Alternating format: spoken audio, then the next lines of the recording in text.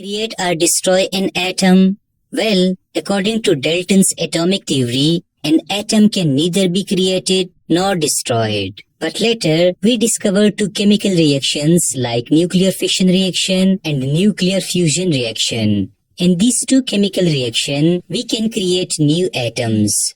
In nuclear fission reaction, bigger atoms are split up into smaller atoms. For example, in nuclear fission reaction, like one uranium atom is broken down into barium-141 and krypton-92 plus huge amount of energy. Nuclear fission reaction is used in various sectors like in nuclear plants to generate electricity. Thus, we can create atoms like barium-141 and krypton-92 of lighter elements by breaking larger nuclei.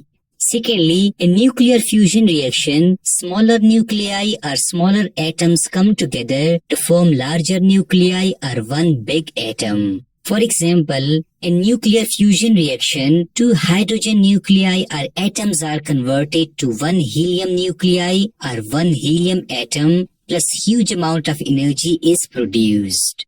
Nuclear fusion reaction takes place in big stars like the Sun. This is the second method of creating new atoms from smaller atoms. Now coming to the second part. Can we destroy an atom? The answer is no. We cannot destroy any atom. Even if an organism dies, still the atoms cannot be destroyed and ate. But atoms can be converted into energy according to Einstein's famous equation E is equal to mc squared. For example, in the fusion reaction, some parts of the atoms are converted to form big atom like helium and the remaining parts of the atoms are converted to energy. Thus we say that mass or atom is converted into energy in nuclear fusion reaction, but mass or atom cannot be destroyed. Therefore remember that we can create atoms in nuclear fission reaction or in nuclear fusion reaction.